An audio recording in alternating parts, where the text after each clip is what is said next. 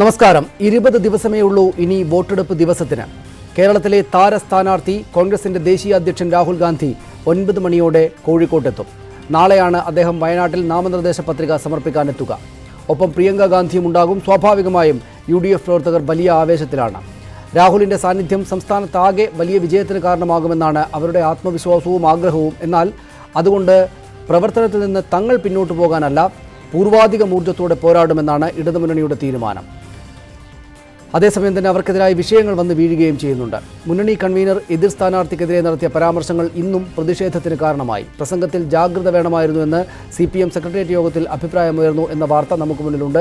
ആ പരാമർശം അനുചിതമാണ് എന്ന് VS അച്യുതാനന്ദൻ അദ്ദേഹത്തിൻ്റെ നിലപാട് വ്യക്തമാക്കിയിട്ടുമുണ്ട്. ഈ വിഷയം ചർച്ച ചെയ്യപ്പെടും. എന്നാൽ UDF പക്ഷം എളുപ്പത്തിൽ മുന്നോട്ട് പോവുകയാണ് എന്ന് വിചാരിക്കുകയും വേണ്ട. ഒരു ഹിന്ദി ചാനൽ കോഴിക്കോട്ടെ സ്ഥാനാർത്ഥി MK രാഘവനെതിരെ പുറത്തുവിട്ട വാർത്ത ആ ഭാഗത്തിനും പ്രശ്നങ്ങളും വെല്ലുവിളിയും ഉയർത്തുന്നതാണ്. ഒപ്പം ഇന്ന് പുറത്തുവന്ന അമിക്കസ് ക്യൂറിയുടെ പ്രളയ അനന്തര പ്രവർത്തനങ്ങളുമായി ബന്ധപ്പെട്ട അമിക്കസ് ക്യൂറിയുടെ റിപ്പോർട്ട് കൂടെ നമ്മുടെ മുന്നിൽ ചർച്ചയുടെ ഭാഗമായിട്ട് വരും. സ്വാഭാവികമായിട്ടും തെരഞ്ഞെടുപ്പ് വേദിയിലെ ഈ വാർത്തകളെല്ലാം ഇന്ന് ചർച്ച ചെയ്യപ്പെടും. സ്വാഗതം.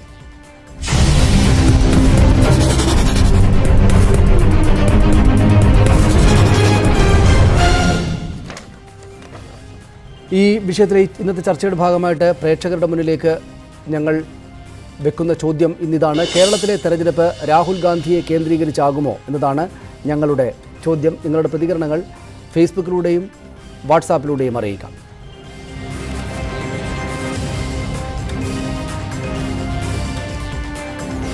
കോൺഗ്രസ് നേതാവ് ശ്രീ A. ഷുക്കൂർ ആലപ്പുഴയിൽ നിന്നും ഈ ചർച്ചയിൽ പങ്കെടുക്കുന്നു. രാഷ്ട്രീയ നിരീക്ഷകൻ ശ്രീ ജേക്കബ് ജോർജ് കൊച്ചി സ്റ്റുഡിയോയിലുണ്ട്. Shri PM Manoj Deshabhimani resident editor, അദ്ദേഹം തിരുവനന്തപുരത്ത് നിന്നാണ് ഈ ചർച്ചയിൽ ചേരുക. ശ്രീ ഹരീഷ് വാസുദേവൻ ടെലഫോണിലൂടെയും ഈ ചർച്ചയിൽ പങ്കെടുക്കും. ശ്രീ PM മനോജ് തിരുവനന്തപുരത്ത്, ജേക്കബ് ജോർജ് കൊച്ചിയിൽ, ശ്രീ A. ഷുക്കൂർ ആലപ്പുഴയിൽ ഈ ചർച്ചയിൽ പങ്കെടുക്കുന്നു. ശ്രീ ഹരീഷ് വാസുദേവൻ ടെലഫോണിലും ചേരും.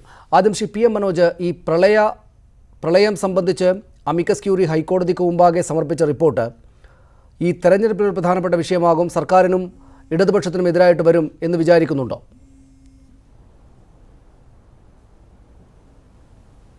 അതിൽ വലിയ ഈ പറയുന്ന ഇന്ന് വന്ന കാര്യമൊന്നുമില്ല. കാരണം ഇത് തന്നെയാണെങ്കിൽ നാളെ ഇതുപോലൊരു വക്കീൽ, കോൺഗ്രസ്സുകാരനായ വക്കീൽ ഡൊമിനിക് പ്രസരേഷൻ്റെ കൂടെ എല്ലാ ദിവസവും കടവന്ത്ര ഇൻഡോർ സ്റ്റേഡിയത്തിൽ നടക്കുന്ന വക്കീൽ ഒരു സാധനം എഴുതി, ഈ കേരളത്തിൽ ഇന്ന് അനുഭവിക്കുന്ന ചൂട് അത് പിണറായി വിജയൻ കണ്ണുരുട്ടിയത് കൊണ്ടാണ് എന്ന് എഴുതി കൊടുത്താൽ നാളെ അതും വാർത്തയാക്കും. അത്രയേ ഉള്ളൂ കാര്യം. കാരണം എന്താണ് കേരളത്തിലെ പ്രളയം എങ്ങനെ ഉണ്ടായി എന്ന് നമ്മളൊക്കെ ചർച്ച ചെയ്തതാണ്. നമ്മൾ മാത്രമല്ല, രാജ്യത്തെ ഏറ്റവും സയൻറ്റിഫിക് ആയിട്ടുള്ള സ്ഥാപനങ്ങൾ ആകെ ചർച്ച ചെയ്തതാണ്. ആഗസ്റ്റ് 13 മുതൽ 19 വരെ കേരളത്തിൽ 368% കൂടുതൽ മഴ പെയ്തു എന്നും ഇടുക്കിയിൽ മാത്രം 562% കൂടുതൽ മഴയുണ്ടായി എന്നും നമ്മളാരും പറയുന്നതല്ല, അത് വസ്തുതയാണ്. ഈ മഴ ഇങ്ങനെ വന്നു കഴിഞ്ഞാൽ പ്രളയം ഉണ്ടാവുമെന്ന് സാധാരണ കുട്ടികൾക്കറിയാം. എന്ന് മാത്രമല്ല, ആ സമയത്ത് പത്രങ്ങളാകെ വെറുതെ ഒന്നെടുത്ത് പരിശോധിച്ച് കഴിഞ്ഞാൽ, അല്ലെങ്കിൽ അന്നത്തെ നമ്മുടെ അനുഭവം ഒന്ന് ഓർമ്മിച്ചു കഴിഞ്ഞാൽ, ഇന്ന് രമേശ് ചെന്നിത്തല പറയുന്നതല്ല, അതിനുശേഷം പ്രളയത്തിന് ശേഷം പ്രളയം അതിജീവിക്കാൻ കേരളം ഒറ്റക്കെട്ടായി നിന്നു എന്നും അതിൻ്റെ നേതൃത്വം മുഖ്യമന്ത്രി സഖാവ് പിണറായി വിജയനായിരുന്നു എന്നും വന്നപ്പോൾ, അത് ലോകത്താകെ അംഗീകരിക്കപ്പെട്ടപ്പോൾ അത് അംഗീകരിക്കാനാവാതെ, അല്ലെങ്കിൽ അതിൽ തൃപ്തി അടയാതെ ഇത് ഗവൺമെൻറ്റിനെതിരെ തിരിച്ചുവിടണം എന്ന് പറഞ്ഞ് രമേശ് ചെന്നിത്തലയും സംഘവും രാജീവ് ഗാന്ധി ഇൻസ്റ്റിറ്റ്യൂട്ടിൻ്റെ ഭാഗമായി ചില ആളുകളെ കൊണ്ട് ഒരു പഠന പ്രഹസനം നടത്തിച്ചിരുന്നു. അന്ന് ആ പഠന പ്രഹസനം നടത്തി അതിൻ്റെ റിപ്പോർട്ടായി വന്ന സാധനമാണ് ഇപ്പോൾ ഈ ജേക്കബ് അലക്സ് എന്ന് പറയുന്ന ചെങ്ങന്നൂരുകാരനായ UDFകാരനായ കഴിഞ്ഞ UPA ഗവൺമെൻറ് കാലത്ത് കേന്ദ്ര ഗവൺമെൻറ്റിൻ്റെ കൗൺസിലായി ഹൈക്കോടതിയിൽ നിയോഗിക്കപ്പെട്ട, സ്റ്റാൻഡിംഗ് കൗൺസിലായി ഹൈക്കോടതിയിൽ നിയോഗിക്കപ്പെട്ട ആൾ എഴുതി കൊടുത്തത്. അത് സാധാരണഗതിയിൽ നമുക്ക് ഇപ്പോൾ ഒരു കാര്യം മനസ്സിലാക്കേണ്ടത്, ഇങ്ങനൊരു അമിക്കസ് ക്യൂറിയുടെ റിപ്പോർട്ട് ഉണ്ടെങ്കിൽ അത് നേരെ ഹൈക്കോടതിക്കാണ് പോവുക. ഹൈക്കോടതിയാണ് അത് പരിശോധിക്കുകയും പുറത്ത് വിടണമെന്ന് തീരുമാനിക്കുകയും ചെയ്യുക. ഇപ്പോൾ ഹൈക്കോടതിയിലെത്തുന്ന റിപ്പോർട്ട് അതേപടി അതിൻ്റെ കോപ്പി രാജ്യത്തെ സകലമാന മാധ്യമങ്ങൾക്ക് കൊടുക്കുകയാണ്.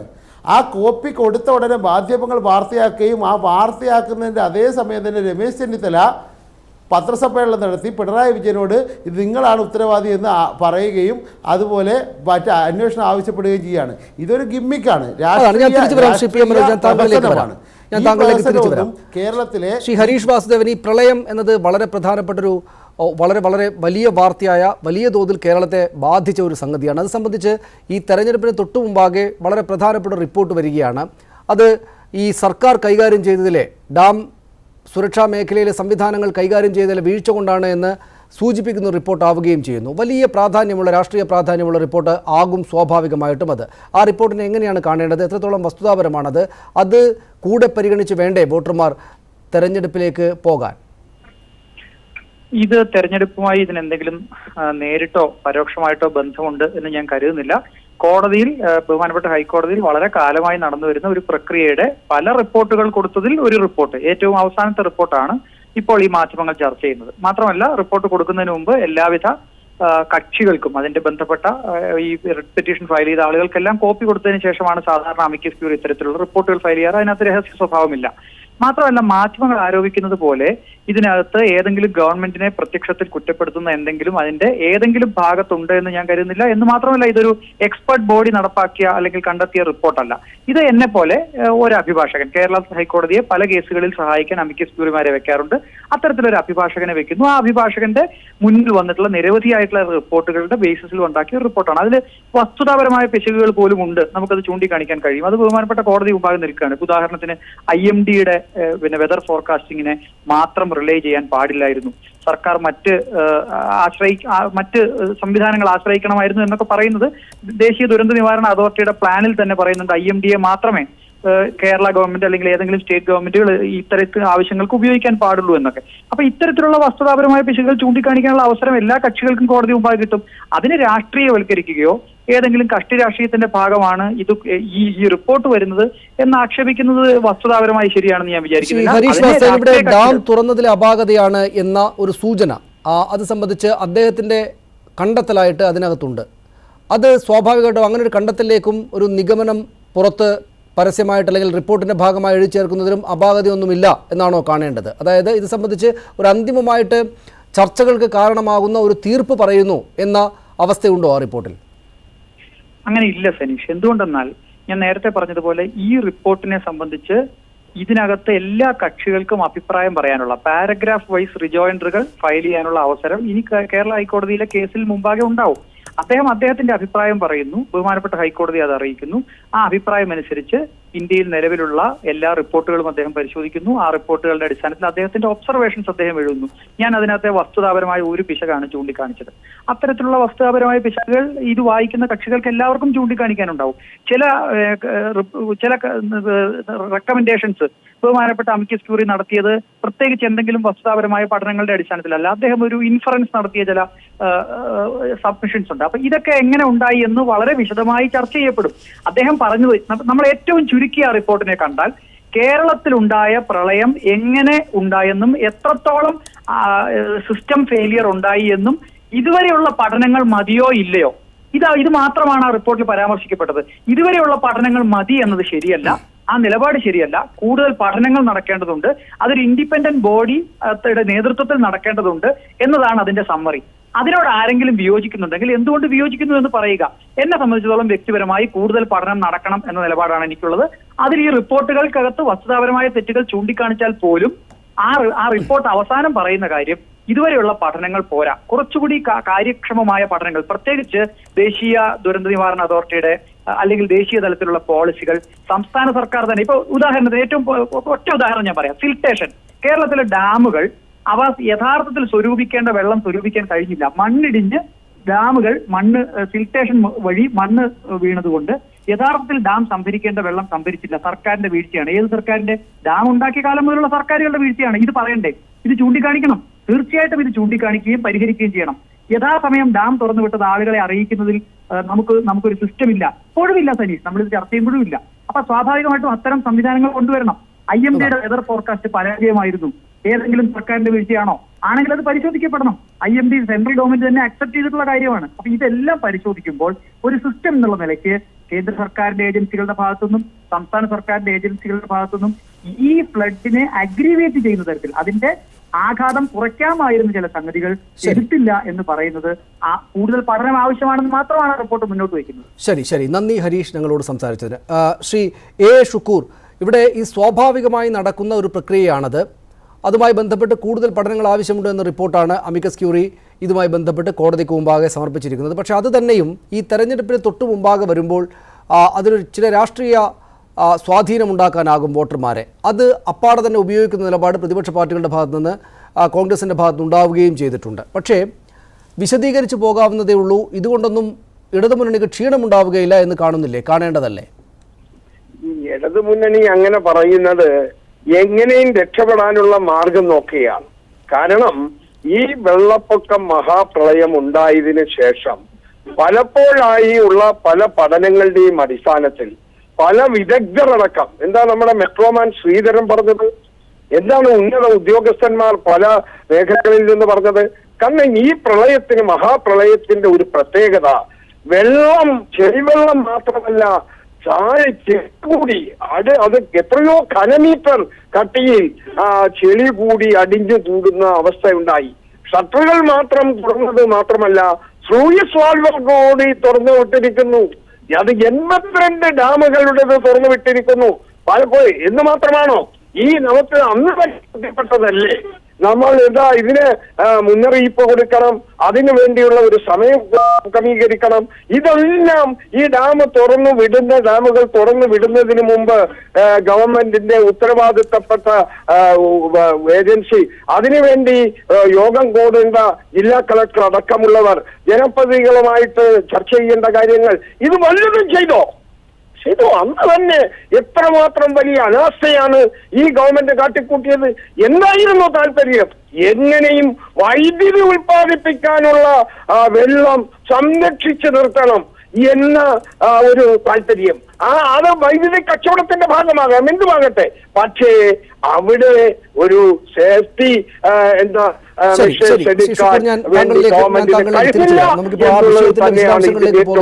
ഒരു തെരഞ്ഞെടുപ്പ് ആഘാതം എന്താണ് എന്നതാണല്ലോ നമ്മുടെ ചർച്ച, അല്ലെങ്കിൽ ആ വേദിയിൽ എങ്ങനെ പ്രതിഫലിക്കുമെന്നാണല്ലോ നമ്മുടെ ചർച്ച. ഞാൻ തിരിച്ചു വരാം താങ്കളിലേക്ക്. ശ്രീ ഷുക്കൂർ, ശ്രീ PM മനോജ്, അതാണ് ഇക്കാര്യങ്ങൾ നമ്മൾ ചർച്ച ചെയ്തതാണ്. പക്ഷേ ഇതുമായി ബന്ധപ്പെട്ട് ഈ തെരഞ്ഞെടുപ്പിലേക്ക് 10-20 ദിവസങ്ങൾ മാത്രം ഉണ്ടായിരിക്കുമ്പോൾ നേരത്തെ തന്നെ പ്രതിപക്ഷം, കോൺഗ്രസും മറ്റു പാർട്ടികളും UDF-ലെ മറ്റു കക്ഷികളും ഉന്നയിച്ച വിമർശനങ്ങൾക്കൊരു സാധൂകരണം കൂടെ ലഭിക്കുകയാണ്. വോട്ടർമാർക്ക് മുന്നിലേക്ക് ഒരു കാര്യം കൂടെ എടുത്തു വെക്കാൻ അവർക്കുണ്ടാവുകയാണ് ചെയ്യുന്നത്. അതുകൊണ്ടാണ് താങ്കൾ നേരത്തെ പറയുന്ന പോലെ രമേശ് ചെന്നിത്തല അടക്കമുള്ളവർ വളരെ പെട്ടെന്ന് തന്നെ രംഗത്തേക്ക് വന്നത്.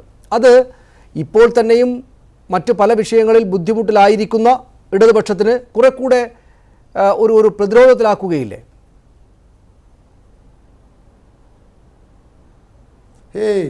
അതൊന്നും ഒരു കാര്യമല്ല. കാരണം ഈ പ്രളയം അത് നേരിട്ടവരും അതിജീവിച്ചവരും അതിനെ അതിജീവിക്കാൻ കേരളത്തിലെ ഗവൺമെൻറ്, കേരളത്തിൻ്റെ മുഖ്യമന്ത്രി, കേരളത്തിലെ ഗവൺമെൻറ് മെഷീനറി എന്തൊക്കെ ചെയ്തു എന്ന് ജീവിതം കൊണ്ട് അനുഭവിച്ച ആളുകളാണ് കേരളത്തിലെ ജനങ്ങൾ.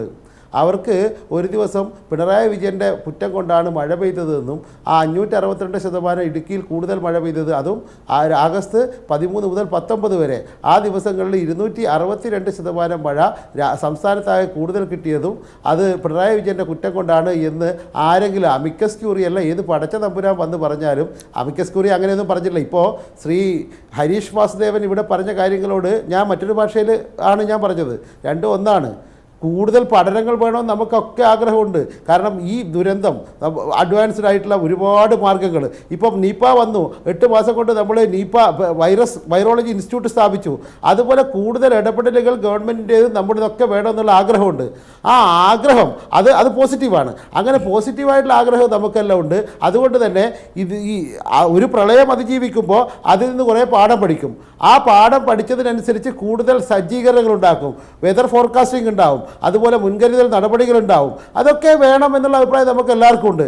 അതിലപ്പുറം കേരളത്തിലെ ജനങ്ങളെ വിഡ്ഢികളാക്കാൻ വെറുതെ എന്തു ചെയ്തു സർക്കാർ എന്നൊന്നും ചോദിച്ചിട്ട് ഒരു കാര്യമില്ല.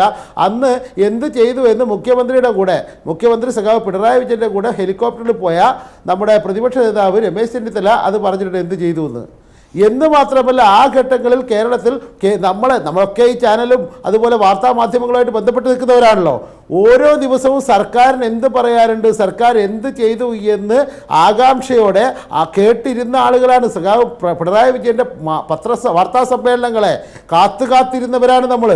അതുകൊണ്ട് കേരളത്തിൻ്റെ ആ അതിജീവനം നടക്കുമ്പോൾ കേരളത്തിന് ഒരു സഹായവും ആവശ്യമില്ല എന്ന് പറഞ്ഞ് രാഷ്ട്രീയ എതിരാളികൾ രാജ്യത്താകെ പ്രചരണം നടത്തുന്നതും കണ്ടവരാണ് നമ്മൾ.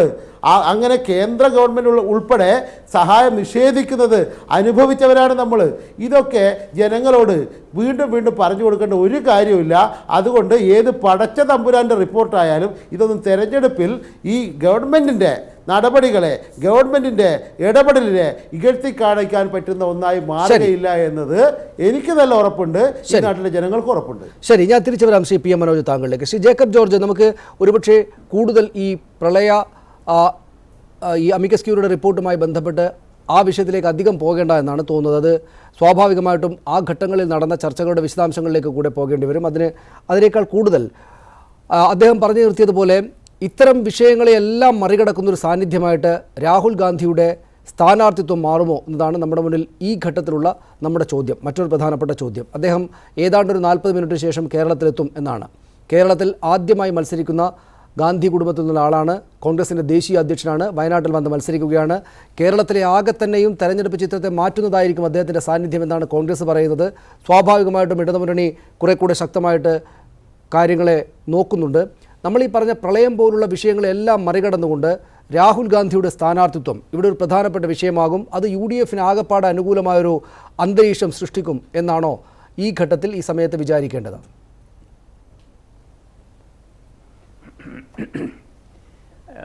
UDFന് അനുകൂലമായ ഒരു കാര്യം തന്നെയാണ് രാഹുൽ ഗാന്ധി ഇവിടെ വരുന്നത്, അദ്ദേഹത്തിൻ്റെ വരവ്. അതിന് യാതൊരു സംശയമില്ല. സനീഷ്, അപ്പോൾ അതിനു മുമ്പ് പ്രളയത്തെക്കുറിച്ച് ഞാനും പറയട്ടെ, ഒരു വാചകം ഒന്ന് പറഞ്ഞോട്ടെ, അത്രയുള്ളൂ, പെട്ടെന്ന് നിർത്താം. അതായത് പ്രളയത്തെക്കുറിച്ചൊക്കെ ഷുക്കൂർ പറഞ്ഞു, ശ്രീധരൻ പറഞ്ഞില്ലേ?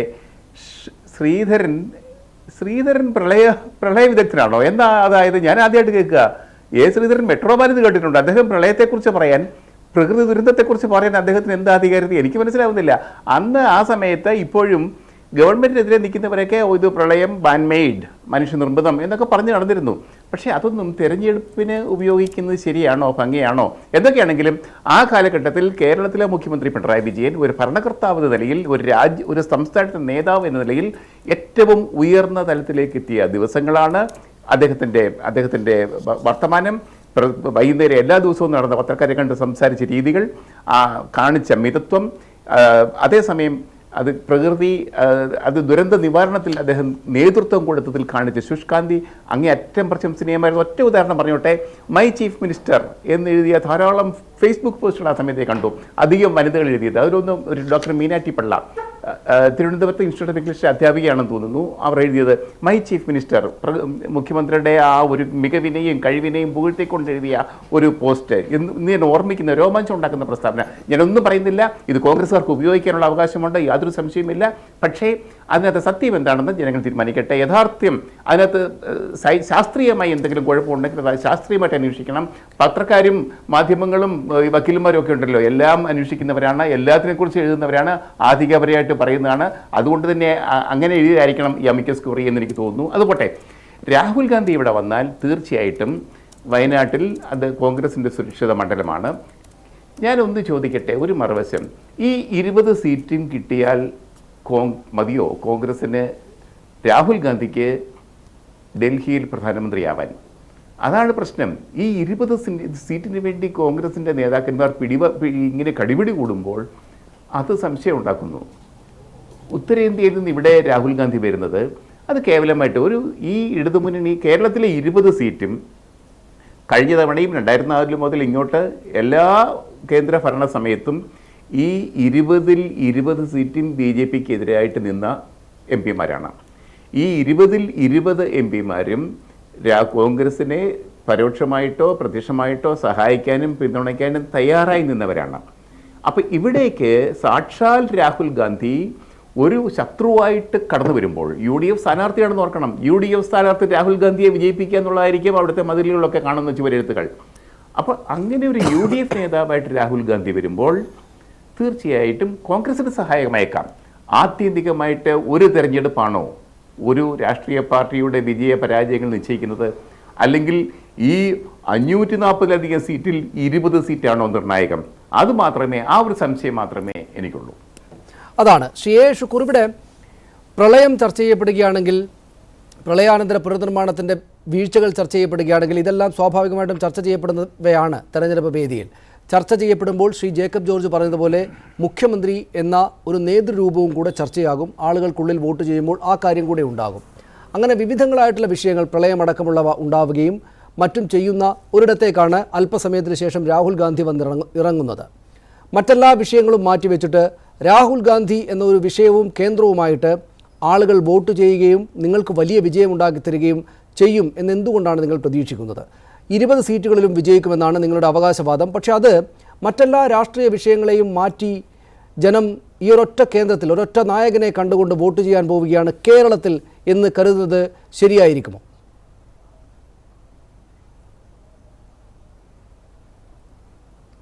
തീർച്ചയായും രാഹുൽ ഗാന്ധിയുടെ കേരളത്തിലേക്കുള്ള വരവ് വളരെ വലിയ മുന്നേറ്റം UDFന് കേരളത്തിൽ ഉണ്ടാക്കാൻ കഴിയും എന്നുള്ളത് പ്രകടമാണ്.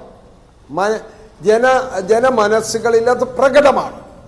കാരണം അതിൻ്റെ അടിസ്ഥാനത്തിലുള്ള തെരഞ്ഞെടുപ്പ് നടന്നു കഴിയുമ്പോൾ അത് നമുക്ക് വ്യക്തമാകുകയും ചെയ്യും.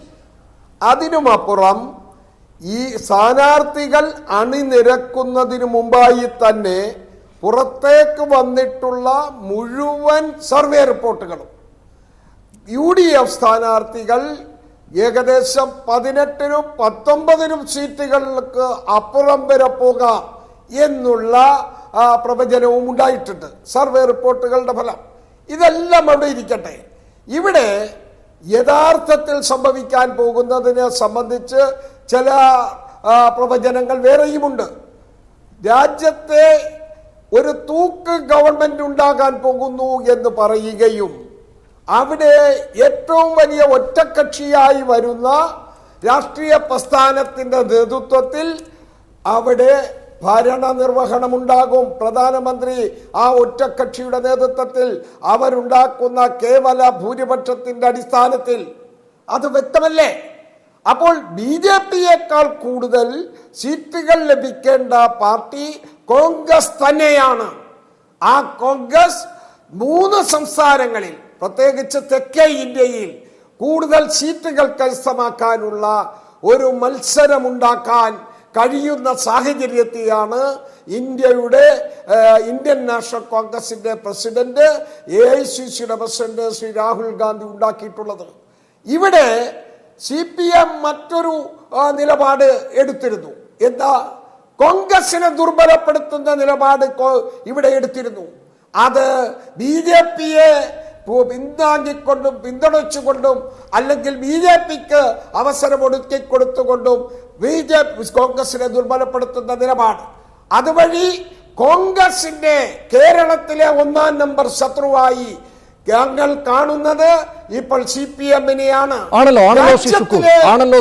അവിടെ അപ്പോൾ സ്വാഭാവികമായിട്ടും ഇവിടെ മത്സരം കോൺഗ്രസും CPMഉം തമ്മിലാണ്. നരേന്ദ്രമോദിയാണ്. അപ്പോൾ സ്വാഭാവികമായിട്ടും മത്സരം കോൺഗ്രസും CPMഉം തമ്മിലാണ് ഇവിടെ. അപ്പോൾ ഈ പറയുന്ന പോലെ നേതാക്കൾ തമ്മിൽ മാറ്റുരച്ചു നോക്കപ്പെടും. ഇവിടെ ഈ പറയുന്ന ശ്രീ ജേക്കബ് ജോർജ് നേരത്തെ സൂചിപ്പിച്ച പോലുള്ള കാര്യങ്ങൾ സമീപകാലത്തെ കാര്യങ്ങളായിട്ട് ആളുകളുടെ മനസ്സിലുണ്ട്. പ്രളയത്തെ മാനേജ് ചെയ്ത മുഖ്യമന്ത്രി എന്ന തീമടക്കം ആളുകളുടെ മനസ്സിൽ വെച്ചാണ് പോവുക. അതുകൊണ്ട് രാഹുൽ ഗാന്ധി വയനാട്ടിൽ നല്ല ഭൂരിപക്ഷത്തോടെ ജയിക്കുമായിരിക്കും. 1-2 മണ്ഡലങ്ങളിൽ അതുകൊണ്ട് രാഹുൽ ഗാന്ധി എന്ന കേന്ദ്ര ടീം ഒരു ഇളക്കമുണ്ടാക്കുകയും കുറച്ച് കൂടുതൽ വോട്ട് സമാഹരിക്കാൻ സാധിപ്പിക്കുകയും ചെയ്യും. പക്ഷേ മറ്റെല്ലാ വിഷയങ്ങൾ കൂടെ പരിഗണിച്ച് ഇവിടെ പിണറായി വിജയൻ തൊട്ടുള്ള നേതാക്കളൊക്കെ ഉണ്ടല്ലോ അവരുടെ ഭാഗത്ത്, അവരെല്ലാം കൂടെ പരിഗണിച്ച് അവർക്ക് വലിയ ദോഷമില്ലാതെയും കാര്യങ്ങൾ നടക്കും. അല്ലാതെ രാഹുൽ ഗാന്ധി വന്നതുകൊണ്ട് കേരളമാകെ ഇളകി അങ്ങോട്ട് മറിയുകയാണെന്ന് പറയുന്നത് വസ്തുതാപരമായിരിക്കുകയില്ല.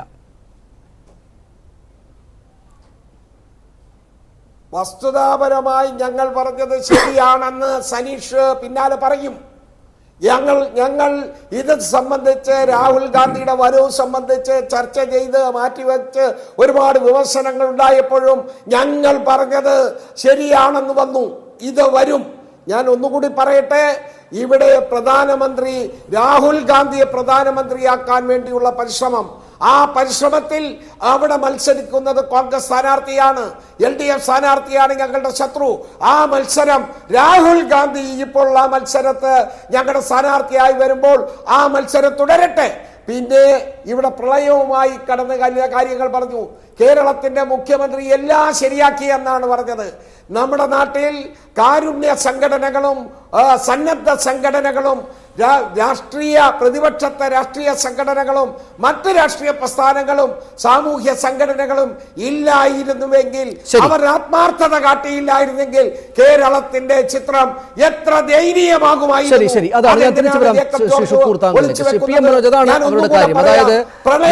രാഹുൽ ഗാന്ധി എന്ന വിഷയത്തിനകത്ത് തന്നെയായിരിക്കും അവരുടെ വിജയം പ്രധാനമായും കിടക്കുന്നത്. ഇനിയിപ്പോൾ പ്രളയമൊക്കെ ചർച്ച ചെയ്യപ്പെടുകയാണെങ്കിൽ പ്രളയത്തിലെ മാനേജ് ചെയ്തതിൽ വരുത്തിയ വീഴ്ച സംബന്ധിച്ചുള്ള ഇപ്പോൾ വന്നിരിക്കുന്ന ഈ റിപ്പോർട്ട് അടക്കമുള്ളവ ജനത്തിന് മുന്നിലുണ്ടാകും. എങ്ങനെ നോക്കിയാലും നിങ്ങൾക്ക് ബുദ്ധിമുട്ടാണെന്നാണ്. അല്ലല്ല, പ്രളയം ചർച്ച ചെയ്യുന്നത് ഞങ്ങൾക്ക് വലിയ ഗുണമാണ്. കാരണം ഏത് റിപ്പോർട്ട് വന്നാലും ഞാൻ നേരത്തെ പറഞ്ഞല്ലോ, ഏത് പടച്ച തമ്പുരാൻ എന്ത് റിപ്പോർട്ട് എഴുതിയാലും പ്രളയം അനുഭവിച്ച ജനങ്ങൾ എങ്ങനെയാണ് പ്രതികരിക്കാൻ നമുക്ക് കാണാം. അതുകൊണ്ട് പ്രളയം ചർച്ച ചെയ്യുന്നത് ഞങ്ങൾക്ക് വലിയ കാര്യം തന്നെയാണ്. അത് ചെയ്തോട്ടെ. അപ്പോൾ ഇവിടെ രാഹുൽ ഗാന്ധി വന്നാൽ മറ്റ് മണ്ഡലങ്ങളിൽ എന്തൊക്കെയോ കുഴപ്പമുണ്ടാകും, എന്തൊക്കെയോ രാഹുലിൻ്റെ പ്രഭ കൊണ്ട് അവിടെ ഗ്രഹണം ബാധിക്കും എന്നൊക്കെ പറയുന്നത് കേട്ടു. യഥാർത്ഥം നേരെ തിരിച്ചാ. രാഹുൽ വന്നാൽ കോഴിക്കോട് എന്തോ സംഭവിക്കുമെന്ന് ഇവർ നേരത്തെ പറഞ്ഞിരുന്നു.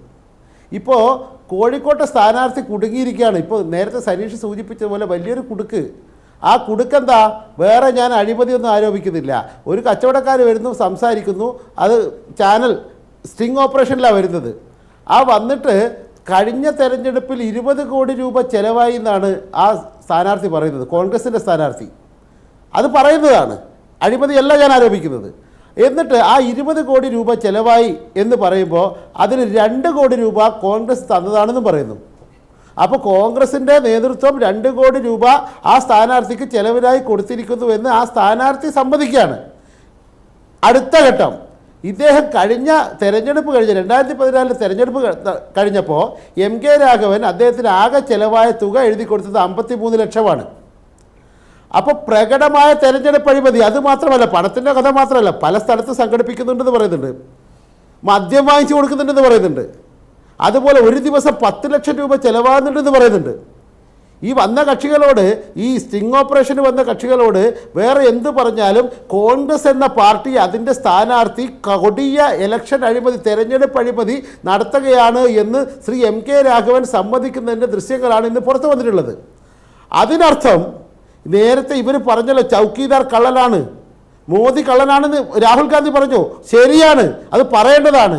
അതുപോലെ തന്നെ MK രാഘവൻ അതേപോലെ കള്ളനാണ് എന്ന് നമുക്ക് പറയേണ്ടി വരില്ലേ? ഇപ്പോൾ രാഹുൽ ഗാന്ധിയുടെ വരവ് കൊണ്ട് MK രാഘവന് ഗുണമുണ്ടാകും എന്ന് പറഞ്ഞ ഇവർ കണ്ടം വഴി ഓടണം. എങ്ങോട്ട് ഓടണം? ഈ രാഹുൽ ഗാന്ധിക്കാണ് ഇപ്പോൾ തകരാറുണ്ടാകാൻ പോകുന്നത്. കേരളത്തിലെ കോൺഗ്രസിൻ്റെ സ്ഥാനാർത്ഥികൾ ഒരു ഭാഗത്ത്, അപ്പുറത്ത് സുധാകരനാണ്. എന്താ സ്ഥിതി ആലോചിച്ച് നോക്കണം. സുധാകരനുമായി ബന്ധപ്പെട്ട് വരുന്ന ആരോപണങ്ങൾ എന്തൊക്കെയാണ്? അല്ലെങ്കിൽ അദ്ദേഹം ഈ BJPയിൽ പോയാൽ ഒരു കുഴപ്പവുമില്ല, ഞാൻ എപ്പോഴും BJP പോകാം, ഞാൻ അന്നേരം അതിന് ന്യായീകരണങ്ങൾ ഞാൻ കണ്ടെത്തിക്കൊള്ളാം എന്ന് പരസ്യമായി പറഞ്ഞ സുധാകരൻ ഒരു ഭാഗത്ത്, 20 കോടി ചെലവാക്കി പക്ഷേ 53 ലക്ഷത്തിൻ്റെ കണക്കേ കൊടുത്തിട്ടുള്ളൂ എന്ന് പരസ്യമായി പറയുന്ന, അല്ലെ രഹസ്യമായി പറയുന്ന MK രാഘവൻ വേറൊരു ഭാഗത്ത്. അതാണ് ഞാൻ MK രാഘവനിലേക്ക് വരാം. PM മനോജ്, ഞാൻ തിരിച്ചു വരാം താങ്കളിലേക്ക്. ശ്രീ ഷുക്കൂർ, അതാണ് താങ്കൾ ഒരുപക്ഷെ താങ്കളുടെ ശ്രദ്ധയിൽ ആ വാർത്ത വന്നോ എന്ന് എനിക്കറിയില്ല. അദ്ദേഹം പറയുന്ന വസ്തുതയാണ്. ഒരു TV ചാനൽ പുറത്തുവിട്ടിരിക്കുന്ന വാർത്തക്കകത്ത് അദ്ദേഹം ഈ പറയുന്ന കാര്യങ്ങളെല്ലാം സമ്മതിക്കുന്നുണ്ട് MK രാഘവൻ. ഇന്നിപ്പോൾ രാഹുൽ ഗാന്ധി ഇവിടേക്ക് വരുമ്പോൾ, രാഹുൽ ഗാന്ധി കേരളത്തിൽ മത്സരിക്കുന്നു എന്നത് കൂടെ ആയിരിക്കും ഒരുപക്ഷെ ഈ ചാനലിനെ കേരളം കൂടെ അവരുടെ പരിശോധനാ വിഷയമാക്കാനുള്ള ഒരു കാരണം, ഘടകമായിട്ടുണ്ടാവുക. എന്തായാലും രാഹുൽ ഗാന്ധി ഇങ്ങോട്ട് വരുമ്പോൾ ഈ പറഞ്ഞ കാര്യങ്ങളെല്ലാം പറഞ്ഞൊരു സ്ഥാനാർത്ഥിക്ക് വേണ്ടിയിട്ട്, MP-ക്ക് വേണ്ടി വോട്ട് ചോദിക്കുക എന്ന കർത്തവ്യം കൂടെ അദ്ദേഹം ചെയ്യേണ്ടതായി വരും. അതായത് നിങ്ങൾ മുഖ്യ എതിരാളിയായി ദേശീയ തലത്തിൽ കാണുന്ന BJP-ക്കെതിരെ അഴിമതി ആരോപണങ്ങൾ പറയുമ്പോൾ ഇങ്ങനെ ശരിയല്ലാത്ത കാര്യത്തിൽ ക്യാമറക്കകത്ത് കുടുങ്ങിയിട്ടുള്ളയാൾ പറഞ്ഞിരിക്കുന്ന കാര്യങ്ങൾക്ക് മറുപടി നൽകുക എന്ന ബുദ്ധിമുട്ടിലേക്ക് കൂടെ രാഹുൽ ഗാന്ധി വരികയാണ്. രാഹുൽ ഗാന്ധിയുടെ ഓറ, അദ്ദേഹത്തിന് ചുറ്റുപാടുള്ള ഒരു തേജോ പ്രഭാവം മാത്രം പരിഗണിച്ച് ഈ പറയുന്ന വിഷയങ്ങളൊന്നും കണക്കിലെടുക്കാതെ ജനം വോട്ട് ചെയ്യും, കേരളത്തിലെ ജനം വോട്ട് ചെയ്യും എന്ന് വിചാരിക്കുന്നത് ശരിയായിരിക്കുമോ?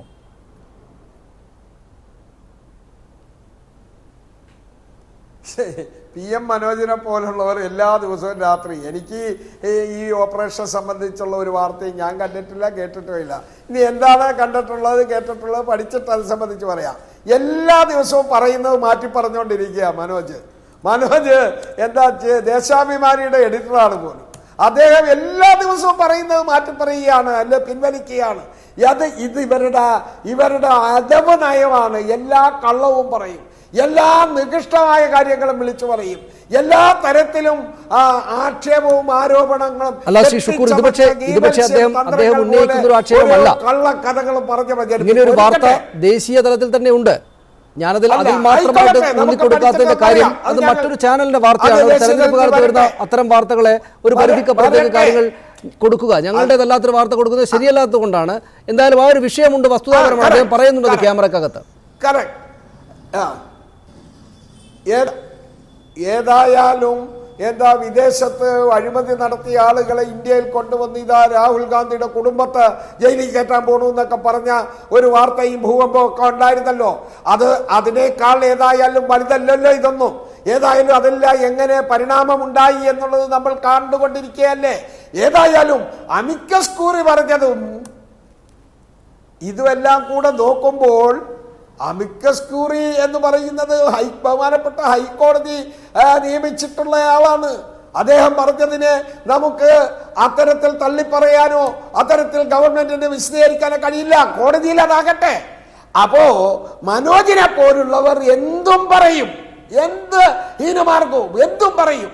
കഴിഞ്ഞ ദിവസം എന്തെല്ലാം പറഞ്ഞു, എല്ലാം പിൻവലിക്കേണ്ടി വന്നില്ലേ? ഇപ്പൊ വിജയരാഘവൻ പറഞ്ഞിരിക്കുന്നു, എന്തെല്ലാം സുധാകരൻ ആലപ്പുഴയിൽ പറഞ്ഞിരിക്കുന്നു, എന്തെല്ലാമാണ് നികൃഷ്ടമായ പദവി. ഞങ്ങൾ കേസ് കൊടുത്തിട്ടുണ്ട്. ഞങ്ങളുടെ ചീഫ് ഇലക്ഷൻ ഏജന്റായിരിക്കുന്ന അഡ്വക്കേറ്റ് ജോൺസൺ എബ്രഹാം ഇന്ന് സുധാകരനെതിരെ കേസ് കൊടുത്തിട്ടുണ്ട്. അപ്പോ സുധാകരനെ പോലുള്ളവർ, മനോജിനെ പോലുള്ളവർ, വിജയരാഘവനെ പോലുള്ളവർ, എം മണിയെ പോലുള്ളവർ, അല്ലെങ്കിൽ അത്തരത്തിൽ പിണറായി വിജയനെ പോലുള്ളവർക്ക് എന്തും പറയാം. താങ്കൾ പറയുന്ന രാഷ്ട്രീയ വിമർശനത്തിന്റെ കാര്യം മനസ്സിലാവുന്നുണ്ട്. ശ്രീ ഷുക്കൂർ, താങ്കളിലേക്ക് തിരിച്ചു വരാം. ഷുക്കൂർ, താങ്കളിലേക്ക്. ജേക്കബ് ജോർജ് ഇവിടെ അദ്ദേഹം ഈ വാർത്തയുടെ വിശദാംശങ്ങൾ അറിഞ്ഞിട്ടില്ല. സ്വാഭാവികമാണ്, അദ്ദേഹം തെരഞ്ഞെടുപ്പ് പരിപാടികളിലായിരുന്നു. ഇങ്ങോട്ട് വരുന്നതിന് തൊട്ടു മുമ്പ് മറ്റൊരു ടെലിവിഷൻ ചാനലിലെ സ്റ്റുഡിയോയിൽ ചർച്ചയിലുമായിരുന്നു. അതുകൊണ്ട് അറിഞ്ഞിട്ടില്ല അദ്ദേഹം അത്. പക്ഷേ നോക്കൂ, ഇവിടെ നാളെ മുതൽ ഇതുവരെ CPM-ന്റെ ഏതെങ്കിലും നേതാക്കൾ അത് സംബന്ധിച്ച് വലിയ വാർത്താ സമ്മേളനം നടത്തുകയും മറ്റും ചെയ്തുകൊണ്ട് വന്നിട്ടില്ലെങ്കിൽ തന്നെയും MK രാഘവനെതിരായിട്ട് ഇങ്ങനെ ഒരു ആക്ഷേപം ടെലിവിഷൻ ചാനൽ, അതും ദേശീയ തലത്തിലുള്ള ഒരു ഹിന്ദി ന്യൂസ് ചാനൽ പുറത്തേക്ക് വിട്ടിരിക്കുന്ന അവസ്ഥയുണ്ട്. ഇത്തരം കാര്യങ്ങൾ കൂടെ വരുമ്പോൾ രാഹുൽ ഗാന്ധിക്ക് കേരളത്തിലെ വിഷയങ്ങളിൽ മറുപടി പറയേണ്ടി വരിക എന്ന അവസ്ഥയിലേക്കൊക്കെ കാര്യങ്ങൾ പോകുമോ? ഏത് വിധത്തിൽ വരും ഇത് എന്നാണ് താങ്കൾ വിചാരിക്കുന്നത്?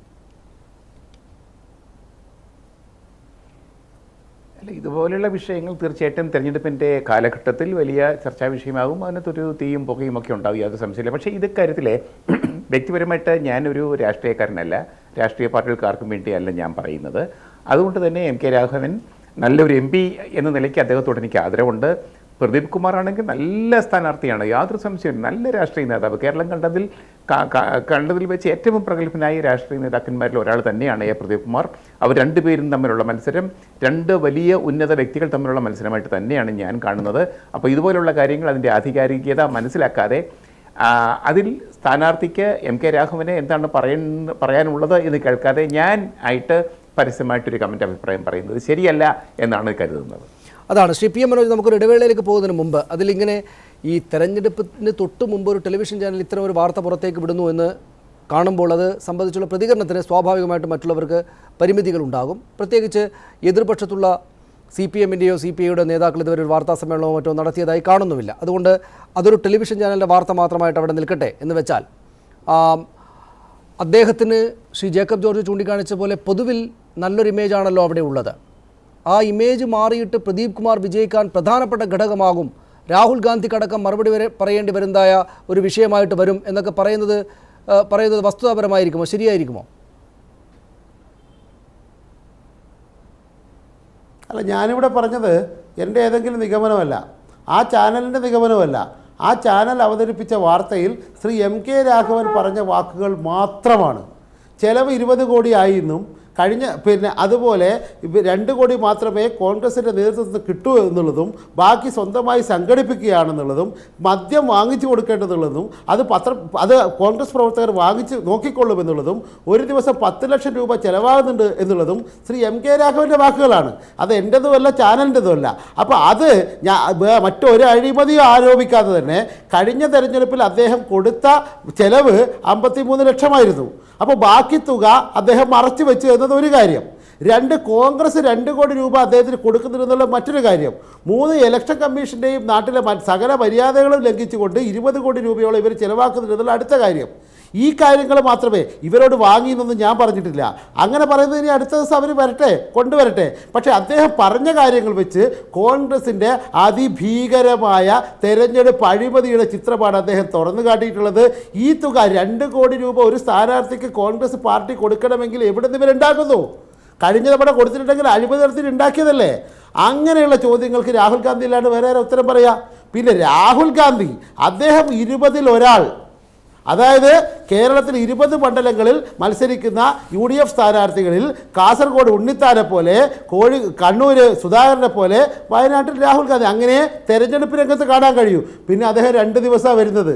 ഈ 2 ദിവസം വരുമ്പോൾ തന്നെ SPG സുരക്ഷ കൊണ്ട് അദ്ദേഹത്തിൻ്റെ 1/2 കിലോമീറ്റർ ദൂരെ ആക്കി പോകാൻ കഴിയൂ. ഇന്ന് വയനാട്ടിൽ നിന്നുള്ള വിവരം രാഹുൽ ഗാന്ധി വരുന്നത് കൊണ്ട് തന്നെ ജനങ്ങൾക്ക് മര്യാദയ്ക്ക് പുറത്തിറങ്ങാൻ കഴിയില്ല എന്നുള്ളതാണ്. ഇനി ഒരു തവണ മാത്രമേ വരൂ എന്ന് ഇവർ പറയുന്നുണ്ട്. ഇനിയിപ്പോൾ രാഹുൽ ഗാന്ധി ഉള്ളതുകൊണ്ട് രാജ്യത്തെ പ്രധാനമന്ത്രി നരേന്ദ്രമോദി ഉൾപ്പെടെയുള്ള ആളുകൾ തുഷാർ വെള്ളാപ്പള്ളിക്ക് വേണ്ടി പ്രചാരണം നടത്താൻ അവിടെ വരുന്നെന്ന് അദ്ദേഹം തന്നെ പറഞ്ഞു.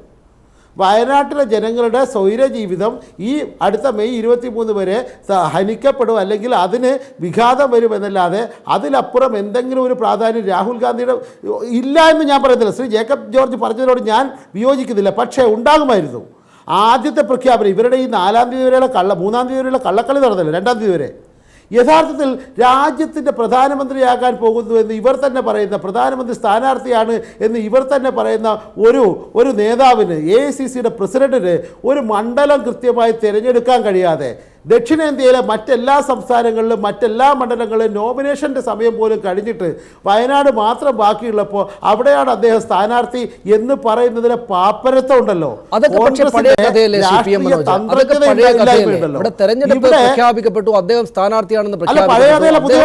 നിലനിൽക്കുന്ന കഥയാണ്. അദ്ദേഹം വരികയാണല്ലോ എന്ന് മാത്രമല്ല, എല്ലാവരും കേരളത്തിലെ കോൺഗ്രസിന്റെ പ്രധാനപ്പെട്ട നേതാക്കളെല്ലാം രാഹുൽ ഗാന്ധിക്കൊപ്പം വയനാട്ടിൽ തന്നെ ഉണ്ടാകും. നാളെ വയനാട്ടിലെ പ്രവർത്തകർ സ്വാഭാവികമായിട്ടും വലിയ ആവേശത്തിലാവുകയും ചെയ്യും. അത് പൊതുവിൽ പ്രതിഫലിക്കില്ല എന്ന് പറയുന്നത് ശരിയായിരിക്കില്ല. അവിടെയാണ് പ്രശ്നം. 64% മാത്രം സാക്ഷരതയുള്ള അമേത്തിയിൽ ഉണ്ടാക്കാൻ കഴിയാത്ത ചലനം 94%-ലധികം സാക്ഷരതയുള്ള കേരളത്തിൽ അങ്ങ് ഉണ്ടാക്കി കളയാം എന്ന് ധരിക്കുന്ന മൗഢ്യമുണ്ടല്ലോ. അതുമാത്രമല്ല, കുറേ മാധ്യമങ്ങൾ രാഹുൽ ഗാന്ധിയും ഈ നേതാക്കൾ മുഴുവൻ വയനാട്ടിൽ ചെല്ലുകയും അവിടെ റോഡ് ഷോ നടത്തുകയും കോഴിക്കോട്ട് നിന്ന് വയനാട്ടിലേക്ക് ഹെലികോപ്റ്ററിൽ പോയി ഇറങ്ങുകയും പിന്നെ ഒരു തവണ കൂടെ വരികയും ചെയ്തതുകൊണ്ട് കേരളത്തിലെ വോട്ടർ റേറ്റ് മുഴുവൻ, കേരളത്തിലെ ജനങ്ങൾ, സമ്മതിദായകരുടെ വലിയൊരു വിഭാഗം ഈ രാഹുൽ ഗാന്ധിക്ക് അനുകൂലമായി ചിന്തിച്ച് കളയും എന്ന് തോന്നുന്ന അവിവേകം, അല്ലെങ്കിൽ എന്ന് തോന്നുന്ന വിവേകമില്ലായ്മ, അത് നമ്മൾ കാണാതിരുന്നുകൂടാ. കാരണം ഷോമാൻഷിപ്പ് അല്ല തെരഞ്ഞെടുപ്പ്, രാഷ്ട്രീയമാണ്. കേരളം തെരഞ്ഞെടുപ്പ് പലതവണ തെളിയിച്ചിട്ടുള്ളതാണ്. കഴിഞ്ഞ നിയമസഭാ തെരഞ്ഞെടുപ്പിൽ തെളിയിച്ചതാണ്. അതാണ് ഞാൻ തിരിച്ചു വരാൻ താങ്കളിലേക്ക്. രാഷ്ട്രീയമാണ് പ്രധാനപ്പെട്ട വിഷയം. അത് രാഹുൽ ഗാന്ധി വരുമ്പോൾ സ്വാഭാവികമായിട്ടും ഉണർന്നു വരുന്ന ചില രാഷ്ട്രീയ വിഷയങ്ങളുണ്ട്. ആ രാഷ്ട്രീയ വിഷയങ്ങൾ അദ്ദേഹത്തിൻ്റെ പക്ഷത്തിൽ തന്നെയാണോ വിജയത്തിന് കാരണമാവുക എന്ന കാര്യം കൂടെ പരിശോധിക്കേണ്ടതുണ്ട്. ശ്രീ ഷുക്കൂർ, ഇവിടെ നമ്മൾ ഇതിൻ്റെ വിശദാംശങ്ങളിലേക്ക് പോകേണ്ടതില്ല. പക്ഷേ ഇപ്പോൾ ശ്രീ PM മനോജ് ആവർത്തിച്ച് പറയുന്നത് പോലെ ഈ രാഹുൽ ഗാന്ധി ഇന്ന് രാത്രി ഇങ്ങോട്ട് വരുമ്പോൾ, നാളെ റോഡ് ഷോ നടത്തുമ്പോൾ, നാമനിർദ്ദേശ പത്രിക സമർപ്പണത്തിനായി പോകുമ്പോൾ കേരളത്തിലെ ഇടതുപക്ഷത്തിന് മുന്നിൽ ഒരു അഴിമതി ആരോപണമുണ്ട്. അതിൻ്റെ ദൃശ്യങ്ങളും സംസാരിക്കുന്ന ദൃശ്യങ്ങൾ തന്നെയുമുണ്ട്, ശബ്ദവും ഉണ്ട്.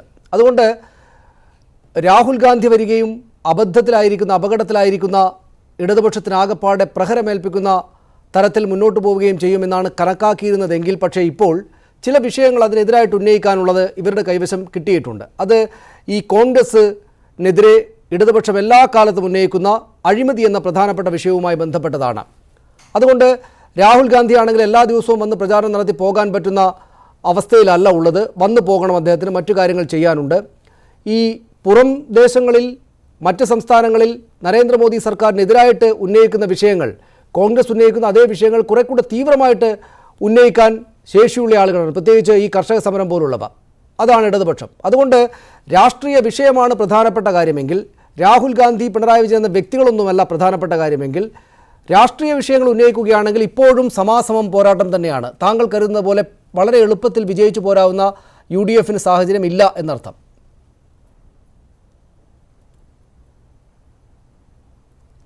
അല്ല, അല്ല, UDF എന്താണ് ഇപ്പോഴത്തെ രാഷ്ട്രീയ സാഹചര്യങ്ങൾ അനുകൂലമായിട്ടുള്ളതെന്നുള്ളത് വ്യക്തമാണ്, വളരെ വ്യക്തമാണ്. രണ്ട് ഭരണകൂടങ്ങളുടെ ഭീകരത, വ്യാപകമായ അഴിമതി, സ്വജനപക്ഷപാതം, ശബരിമല വിശ്വാസികളെ സംബന്ധിച്ചുള്ള വിഷയത്തിൽ രണ്ടുപേരുടെയും ഇരട്ടത്താപ്പ്, മോദിയുടെയും പിണറായിയും മോദിയും തമ്മിലുള്ള ചങ്ങാത്തം. ഇപ്പോൾ തന്നെ കാണൂ, അഴിമതിയുടെ പേര് പറയുന്ന ഇവർ ലാവ്ലിൻ അഴിമതി കേസ് വീണ്ടും വിചാരണയ്ക്കെടുക്കാൻ പാടില്ല എന്നുള്ള കേസ് സുപ്രീം കോടതിയിൽ വിചാരണയ്ക്കെടുക്കണം എന്ന് പറയുന്ന ഒരു ഘട്ടം ഉണ്ടാകുമോ എന്ന് ഭയക്കുന്നു. അതിന് ചില അഡ്ജസ്റ്റ്മെന്റുകൾ നമ്മൾ കാണുകയില്ലേ? അതാരാ? ഗവൺമെന്റിന്റെ ഭാഗം, നരേന്ദ്രമോദി സർക്കാരിന്റെ ഭാഗമായി സോളിസിറ്റർ ജനറൽ കോടതിയിൽ എന്ത് പറയുന്നു? പിണറായിയെ സഹായിക്കുന്ന നിലപാടെടുക്കുന്നു. വ്യക്തമല്ലേ? ഇപ്പോൾ തന്നെ ഇത്തരത്തിലുള്ള ഒരു സ്ട്രിംഗ് ഓപ്പറേഷൻ ഉണ്ടാക്കിയതിന്റെ പിന്നിൽ BJPയും CPMഉം ഉണ്ടോ എന്ന് ഞങ്ങൾ സംശയിക്കുന്നു. ഏതായാലും അതിന്റെ വിശദാംശങ്ങൾ പുറത്തു വരട്ടെ, നമുക്ക് ഈ കാര്യങ്ങൾ വ്യക്തമാകും, ജനങ്ങൾക്കത് ബോധ്യപ്പെടും. എന്തായാലും കേരളത്തിലെയും രാജ്യം ഭരിക്കുന്ന ഭരണാധികാരിയുടെയും അതായത് പിണറായിയുടെയും നരേന്ദ്രമോദിയുടെയും ഭരണ നിർവഹണത്തിന് ജനങ്ങൾ കൊടുക്കാൻ പോകുന്ന ഓരോ വലിയ പ്രഹരമായിരിക്കും. അതായിരിക്കും CPM അദ്ദേഹം പറഞ്ഞതിൽ ഒരു കാര്യം പരിഗണിക്കേണ്ടതായിട്ടുണ്ട്. അതായത് ഇങ്ങനെ ഒരു സ്റ്റിംഗ് ഓപ്പറേഷന് പിന്നിൽ BJP ആയിരിക്കാൻ എത്രത്തോളം സാധ്യതയുണ്ട് എന്ന്. ഈ താങ്കൾക്ക് തന്നെയും അഭിപ്രായമുള്ളതാണ്, അല്ലെങ്കിൽ CPMന് തന്നെയും അഭിപ്രായമുള്ളതാണ്, മാധ്യമങ്ങളെയൊക്കെ BJP വലിയ തോതിൽ ഉപയോഗിക്കുന്നുണ്ട് എന്ന്. എന്തുകൊണ്ടായിരിക്കണം കേരളം പോലൊരിടത്തേക്ക് ഇതുപോലൊരു മാധ്യമത്തിൻ്റെ നിരീക്ഷണ പരിധി വന്നിട്ടുണ്ടാവുക എന്ന് കോൺഗ്രസ്സുകാരനായിട്ട് നിന്ന് ആലോചിക്കുകയാണെങ്കിൽ ഒരുപക്ഷെ അത് ഇവിടേക്ക് രാഹുൽ ഗാന്ധി വരുന്നു എന്നൊരു കാര്യം കൂടെ ഉള്ളതുകൊണ്ടായിരിക്കണം എന്നവർക്ക് നീതീകരിക്കാൻ പറ്റും. അതുകൊണ്ടായിരിക്കും ഒരുപക്ഷെ കേരളത്തിലേക്ക്, അതും ശ്രീ ജേക്കബ് ജോർജ് നേരത്തെ സൂചിപ്പിച്ചതുപോലെ താരതമ്യേന തരക്കേടില്ലാത്ത അഴിമതിരഹിത പ്രതിച്ഛായയുള്ള MK രാഘവന് മേൽ തന്നെ നിരീക്ഷണം കൊണ്ടുവന്ന് വെക്കാൻ എന്തായിരിക്കും കാരണമെന്നതടക്കമുള്ള സംശയങ്ങൾ വന്നേക്കാം. ഇവിടെ രാഷ്ട്രീയമായിട്ട് രാഹുൽ ഗാന്ധി മത്സരിക്കുന്ന സംസ്ഥാനത്തെ ഒരാളെ പിടിച്ച് ഉപദ്രവിക്കാൻ വേണ്ടിയുള്ള ശ്രമമായിരിക്കുമോ അവർ നടത്തിയത് എന്ന സംശയം സാങ്കത്യമുള്ളതല്ലേ? അല്ല, MK രാഘവനെ കുറിച്ച് അഴിമതി വിരുദ്ധ പ്രതിച്ഛായ എന്ന് പറയുന്ന സനീഷിൻ്റെ അഭിപ്രായത്തോടെ എനിക്ക് യോജിപ്പില്ല. അഗ്രീൻകോ അഴിമതി അദ്ദേഹത്തിനെതിരായിട്ടാണ് വന്നത്, അത് മറ്റൊരു കാര്യം. ഇവിടെ BJP തന്നെ ആവും എന്ന് തന്നെ വിശ്വസിക്കുന്ന ആളാണ് ഞാൻ. അതുകൊണ്ട് തന്നെയാണ് ആ ചാനലിൻ്റെ നിഗമനങ്ങളിലേക്ക് ഞാൻ പോകാതിരുന്നത്. ഞാൻ പറഞ്ഞത് MK രാഘവൻ അവിടെ ആ ചാനലിനോട് പറഞ്ഞ കാര്യങ്ങളിൽ മാത്രമാണ് ഞാൻ ഊന്നി നിന്നത്. ആ പറഞ്ഞ കാര്യങ്ങൾ മാത്രം ചർച്ച ചെയ്യാം. ചെയ്തത് BJPയോ ശിവസേനയോ അല്ലെങ്കിൽ കോൺഗ്രസിലെ MK രാഘവൻ വിരുദ്ധ ഗ്രൂപ്പ് തന്നെയോ ആവട്ടെ, അത് മറ്റൊരു വിഷയമാണല്ലോ. അവിടെ രാഘവൻ ചില കാര്യങ്ങൾ വെളിപ്പെടുത്തിയിരിക്കുന്നു. അത് അദ്ദേഹം പറഞ്ഞതിൽ നിന്ന് വ്യത്യസ്തമായി തെരഞ്ഞെടുപ്പ് ചെലവ് 20 കോടിയാണെന്നും മറ്റു കാര്യങ്ങളൊക്കെ നമ്മൾ പറഞ്ഞു. അതാണൊരു വിഷയം. പിന്നെ രണ്ടാമത്തെ കാര്യം, ശ്രീ ഷുക്കൂർ പറഞ്ഞത് ഞാൻ കേട്ടു. ഷുക്കൂറിൻ്റെ നേതാവ് ശ്രീ രാഹുൽ ഗാന്ധി നരേന്ദ്രമോദിയെ വിളിച്ച പേരുണ്ട്, കള്ളനെന്ന്. ആ കള്ളൻ എന്ന വിശേഷണം ശ്രീ ഷുക്കൂറിന് നൽകാൻ എൻ്റെ മാന്യത എന്നെ അനുവദിക്കുന്നില്ല. പക്ഷേ അദ്ദേഹം ഒരു കാര്യം ആലോചിക്കേണ്ടത്, ഷുക്കൂറിൻ്റെ കുറേ നേതാക്കന്മാരുണ്ട്. കേരളത്തിൽ ഉമ്മൻചാണ്ടിയുടെ രമേശ് ചെന്നിത്തലയുണ്ട്. ഈ ഉമ്മൻചാണ്ടിയുടെ രമേശ് ചെന്നിത്തലയുടെ തലക്കൊന്നും ഒരു 5 നയാ പൈസയുടെ വില BJPക്കാരനും RSSകാരനും ഇട്ടിട്ടില്ല. കേരളത്തിൻ്റെ മുഖ്യമന്ത്രി സഖാവ് പിണറായി വിജയൻ്റെ തലയെടുക്കുന്നവന് 1 കോടി രൂപ ഇനാം നൽകുമെന്ന് പ്രഖ്യാപിച്ചവനാണ് BJPക്കാരൻ. കേരളത്തിലെ മുഖ്യമന്ത്രി പിണറായി വിജയനെ ഏതൊക്കെ സ്ഥലങ്ങളിൽ, മംഗലാപുരത്ത്, ഹൈദരാബാദിൽ, മധ്യപ്രദേശിൽ കാല് കുത്തിക്കില്ല തലയെടുക്കുമെന്ന് പ്രഖ്യാപിച്ചവരാണ് BJPക്കാരൻ. എന്തുകൊണ്ടാണ് പിണറായി വിജയൻ്റെ തല എടുക്കേണ്ടതായും ഈ ഷുക്കൂറിൻ്റെ നേതാക്കന്മാരുടെ തല 5 പൈസക്ക് വിലയില്ലാത്തതായും BJPക്കും RSSനും തോന്നുന്നത്? അവിടെയാണ് ഞങ്ങൾ പറയുന്നത്, ഞങ്ങളുടെ രാഷ്ട്രീയം, ഞങ്ങളുടെ നിലപാട് കൃത്യമാണ്. അത് RSSനെതിരായിട്ടുള്ളതാണ്. അത് രാജ്യത്ത് കൊണ്ടുവരുന്ന ജനാധിപത്യ വിരുദ്ധ വർഗീയ രാഷ്ട്രീയത്തിനെതിരായിട്ടുള്ളതാണ്. രാജ്യത്ത് മതനിരപേക്ഷത പുലരാനുള്ളതാണ്. ഇതിനൊക്കെ അഡ്ജസ്റ്റ് ചെയ്യുന്നു. അതുകൊണ്ടാണ് പറയുന്നത് RSSുമായിട്ട് ഞാൻ കോൺഗ്രസിനെ താരതമ്യം ചെയ്യുന്നില്ല. പക്ഷേ നിങ്ങൾ പലപ്പോഴും പല കാര്യങ്ങളിലും RSSൻ്റെ B ടീമായി പോകുന്നു. ഇപ്പം തന്നെ ഷുക്കൂർ ഇവിടെ പറയുന്ന കേട്ടില്ലേ, ശബരിമല. എന്താണ് ശബരിമലയിൽ ഇവർ ചെയ്തത്? നമ്മൾ എണ്ണി പറഞ്ഞതല്ലേ. RSS ഹർത്താൽ പ്രഖ്യാപിക്കുമ്പോൾ ഇവർ കരിദിനം പ്രഖ്യാപിക്കും, RSS ധർണ നടത്തുമ്പോൾ ഇവർ മാർച്ച് നടത്തും. ഇതല്ലേ ചെയ്തത്? അതുകൊണ്ട് ഇവർ പലപ്പോഴും BJPയുടെയും RSSൻ്റെയും B ടീമായി, RSS രാമക്ഷേത്രം എന്ന് പറയുമ്പോൾ ഇവർ ശിവൻ്റെ പടം വെച്ചിട്ടാണ് രാഹുൽ ഗാന്ധി വോട്ട് പിടിക്കാൻ പോകുന്നത്.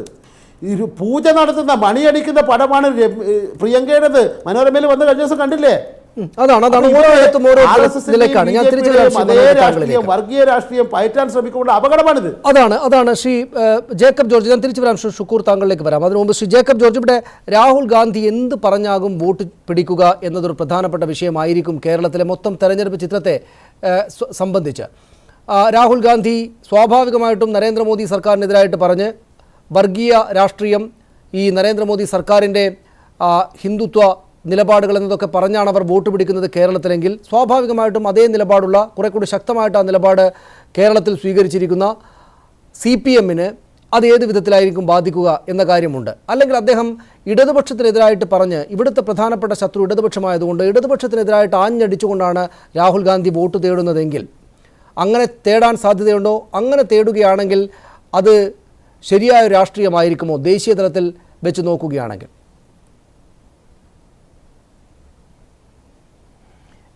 സനീഷ, ഭയങ്കര രസമുള്ളൊരു വിഷയമാണത്. ഞാൻ കുറച്ചും കൂടി വിശാലമായിട്ട് അതിനെ ഒന്ന് കാണാൻ സമയം തരണമെന്ന് പറയുകയാണ്. അതായത് ഷുക്കൂർ ഉണ്ടല്ലോ, കോൺഗ്രസ്സുകാരനായിട്ടുണ്ടല്ലോ, 2004 സോണിയാഗാന്ധി കോൺഗ്രസ് ഏറ്റവും നല്ല പ്രധാനപ്പെട്ട കക്ഷിയായിട്ട് തിരഞ്ഞെടുക്കപ്പെട്ടപ്പോൾ അതിനകത്ത് ഹർകിഷൻ സിംഗ് സുർജിത്ത്, CPM-ൻ്റെ ദേശീയ ജനറൽ സെക്രട്ടറി, അദ്ദേഹം സോണിയുമായിട്ട് ബന്ധപ്പെട്ടിട്ട് കോൺഗ്രസിൻ്റെ ചരിത്രത്തിലെ നിർണായകമായ മുഹൂർത്തത്തിൽ, നിർണായകമായ ഘട്ടത്തിൽ കോൺഗ്രസിനെ താങ്ങി നിർത്തി UPA 1 രൂപീകരിച്ചുകൊണ്ട് ആ UPA 1 ഘടകകക്ഷിയുടെ എല്ലാം സംഘടിപ്പിച്ച് ഒരു കുടക്കീഴിൽ, കോൺഗ്രസിൻ്റെ കുടക്കീഴിൽ സംഘടിപ്പിച്ചത് ഹർകിഷൻ സിംഗ് സുർജിത്ത് എന്ന CPM നേതാവാണ്. കോൺഗ്രസിൻ്റെ നിർണായകമായ പ്രതിസന്ധിയിൽ കോൺഗ്രസിനെ രക്ഷിക്കാൻ വേണ്ടി CPM നേതാവ് ഇറങ്ങിത്തിരിച്ചു. അദ്ദേഹം UPA 1 അന്ന് CPM കൊടുത്ത ക്രിയാത്മകമായ പിന്തുണ, ഇടതുപക്ഷം കൊടുത്ത പിന്തുണ, CPM ആ കക്ഷി മുന്നണിയിൽ ചേർന്നതേയില്ല, മന്ത്രിമാരാകാൻ തയ്യാറായില്ല. CPM പുറത്തു നിന്ന് ഏറ്റവും നല്ല ഗവൺമെൻറ് ഉണ്ടാക്കാൻ, കോൺഗ്രസ് ഗവൺമെൻറ്റായിട്ട് പ്രവർത്തിക്കാൻ UPA-യെ സഹായിച്ചു, കോൺഗ്രസ് നേതൃത്വത്തെ സോണിയാഗാന്ധിയെ സഹായിച്ചു. പക്ഷേ ഇന്ന് CPM ഒരു പ്രതിസന്ധി നേരിടുകയാണ്. ദേശീയ തലത്തിൽ MP-മാരില്ല, ബംഗാളിലും ത്രിപുരയിലുമില്ല. വളരെ നിർണായകമായൊരു പ്രതിസന്ധിയിൽ നിൽക്കുന്ന CPM-നോടാണ്, ഇടതുപക്ഷത്തോടാണ് കോൺഗ്രസ്, രാഹുൽ ഗാന്ധി ഇവിടെ വന്ന് മത്സരിക്കുകയും 2020 സീറ്റ് ഞങ്ങൾ നേടുകയും ചെയ്യുമെന്ന് മുല്ലപ്പള്ളി രാമചന്ദ്രനും ഷുക്കൂറും ഒക്കെ വിളിച്ചു പറയുന്നത്. ഓർക്കണം, ഇതാണ് നിങ്ങൾ കൊടുക്കുന്ന മറുപടി CPM-ന്. ഓർക്കണം ഷുക്കൂർ, ഓർമ്മകൾ ഉണ്ടായിരിക്കണം ഷുക്കൂറെ, ഓർമ്മകൾ ഉണ്ടായിരിക്കണം. ഞാനിത് പറയുന്നത് വിശാലമായ കേരളത്തിൻ്റെ രാഷ്ട്രീയം, വിശാലമായ കേരളത്തിൻ്റെ സാമൂഹ്യ താല്പര്യം അതൊക്കെ മുൻനിർത്തിക്കൊണ്ട് തന്നെയാണ്.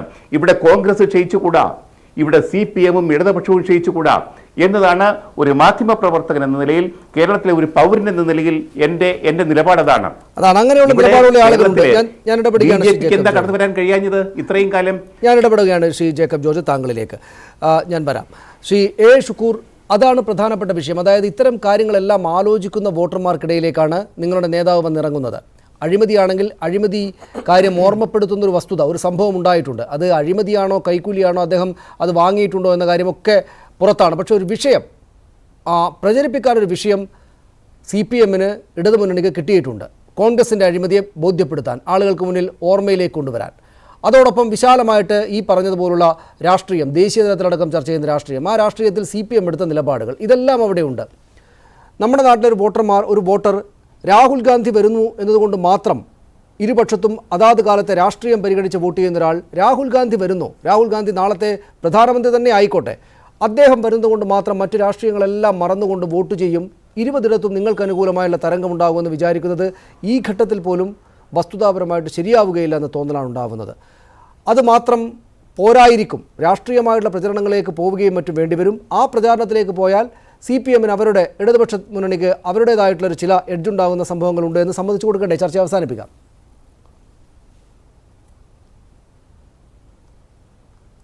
അപ്പോഴേ ജേക്കബ് ജോർജ് ഇവിടെ പറഞ്ഞ ചരിത്രമുണ്ടല്ലോ, അതിൻ്റെ പിന്നാലെ കുറേ ചരിത്രം കൂടി ഞാൻ പറയാൻ ആഗ്രഹിക്കുകയാണ്.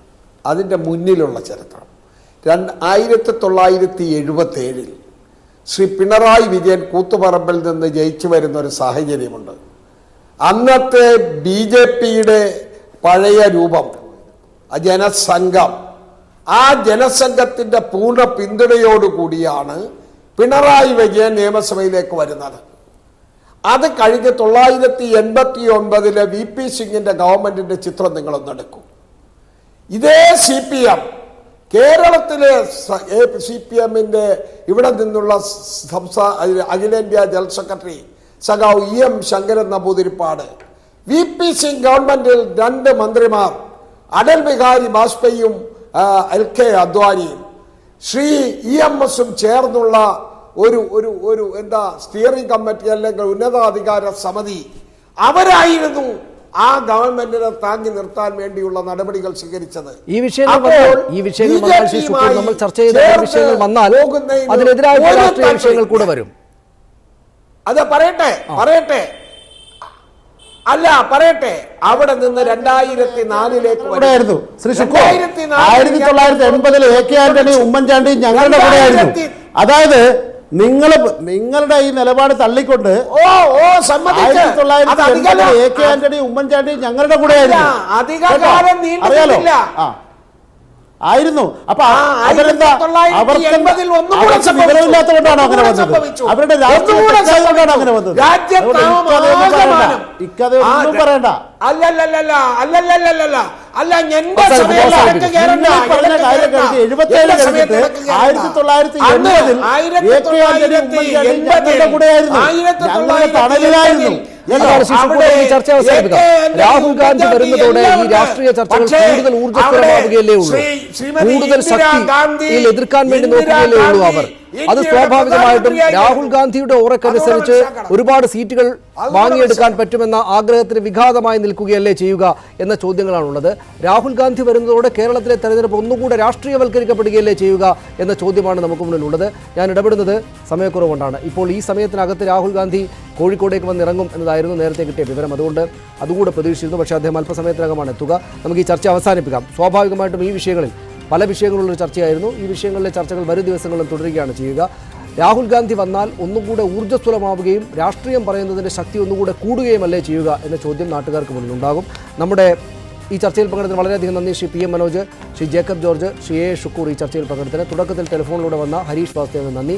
കേരളത്തിലെ തെരഞ്ഞെടുപ്പ് രാഹുൽ ഗാന്ധിയെ കേന്ദ്രീകരിച്ചാകുമോ എന്ന ചോദ്യത്തിന് നോക്കൂ, ഞങ്ങളോട് പ്രതികരിച്ച പ്രേക്ഷകരിൽ ഭൂരിഭാഗം പേരും അല്ല എന്ന നിലപാട് തന്നെയാണ് അറിയിച്ചിരിക്കുന്നത്. രാഷ്ട്രീയമായുള്ള ചർച്ചയായിരിക്കും, രാഷ്ട്രീയ വിഷയങ്ങളെ കേന്ദ്രീകരിച്ചായിരിക്കും എന്ന് തന്നെയാകും അവരും ഉദ്ദേശിക്കുന്നത്. രാഹുൽ ഗാന്ധിയെ മാത്രം കേന്ദ്രീകരിച്ചാവുകയില്ല എന്ന് ഞങ്ങളോട് പ്രതികരിച്ച 58% പേരും, പ്രതികരിച്ച പ്രേക്ഷകരിൽ 58% പേരും അറിയിക്കുന്നു. രാഹുൽ ഗാന്ധിയെ കേന്ദ്രീകരിച്ചാകും ഈ തെരഞ്ഞെടുപ്പ് എന്ന അഭിപ്രായമുള്ള ആളുകൾ 42% പേരുണ്ട്. ക്രൈം ഡിബേറ്റ് പൂർണ്ണമാവുകയാണ്. നമസ്കാരം.